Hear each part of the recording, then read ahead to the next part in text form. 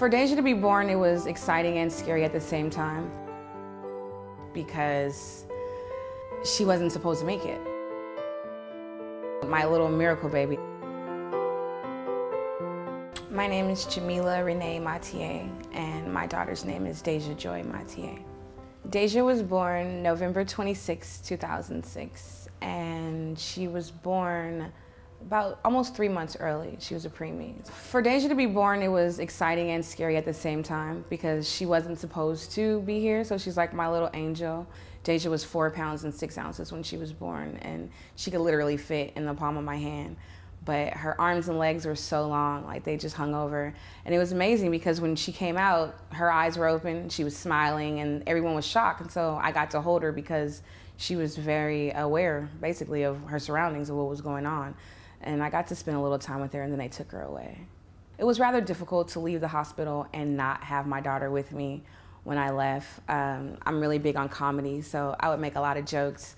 I felt like I was cheated. I had my daughter and she didn't get to go home with me. And then it came to where they tried to kick me out of the hospital because I would not go home. I would stay there. I'd sign up for a bed to sleep at the hospital so that I could be close to my daughter, because at home all I had was a whole bunch of baby shower gifts all over the place. So it just reminded me, it made me really sad because she wasn't home with me. Breastfeeding was the most difficult part about having my daughter in the hospital because I wasn't able to be there for her 100% of the time that she needed me to be able to feed her because of her condition. Deja was in an incubator, and she had tubes up her nose, a feeding tube, and she had things on her feet and on her hands and things like that. So it was really difficult, and she was also given formula, which I was totally against. So I'm like up all nights, all morning, all night, like hours of the day, just pumping milk, trying to get it in the freezer so that she'd be able to have it instead of the formula. But it was rough. It was actually really rough, yeah. Deja was in the hospital almost a month.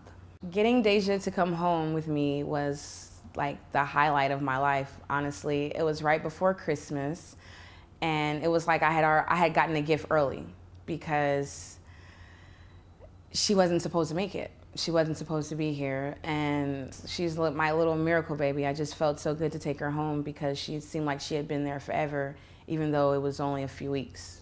To be honest, if it wasn't for WIC, I don't know what I would have done. Not only did they provide a breast pumping machine for me to be able to take home to work and school so that I could try my best to provide as much milk for my daughter as possible. There is a wonderful person on staff there named Alana, and she's so helpful. She's really great. She would call me on the phone to check and see how I was doing, how Deja was doing. Even when Deja was in the hospital, she would come and see me. She would come and talk to me. And she'd try and make sure that I was eating right and giving Deja as much breast milk as possible, because that's what I was told as far as her being a preemie would really keep her from being sick. So I found out with WIC how important breastfeeding was for my daughter. I'm gonna take you upstairs with Nana. You wanna go upstairs with Nana B? When you have a preemie child, they have different needs than children who come full term. Not only did she have a lot of ear infections, she easily got colds. And so not only, dressing her warm became an issue, and just trying to keep up with her health, her shots and things like that. It was just really important to stay on top of her health. Being that her lungs were underdeveloped, she had a situation with projectile vomiting where it would come through her nose and her mouth at the same time. And it was almost like she was strangling. I really felt helpless. There was nothing that I could do. I would just wait and try and look her in the eyes and keep her calm as possible and make sure she knew that I was there for her. But dealing with that made me aware of how much I really needed to pay attention to my daughter. That's like climbing the ladder, yeah, you gotta be careful. There you go, there you go, there you go. You got Deja's 3, she'll be 4 in November. And it's amazing because the doctor told me since she was a preemie, she would grow to be big, be huge. And Deja's like half my height now. I'm only 5'3". So talking to her doctor, he told me she's gonna be between 5'7" and 5'9". So she's getting really big.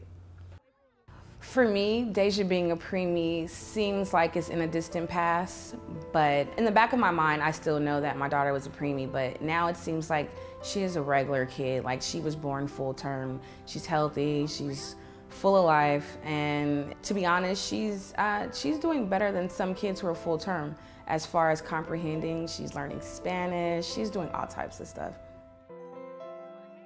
Advice that I would give to other parents who have preemie children, I would just say, as much as possible, believe in yourself and definitely know that there was nothing that you did wrong in order for your child to be born premature. That's something that I went through. Definitely looking for help instead of just waiting for it to find you. Help is really, really a good thing because it'll make you feel a lot better, and you're not the only person out there going through this situation. There are a lot of children who are born premature.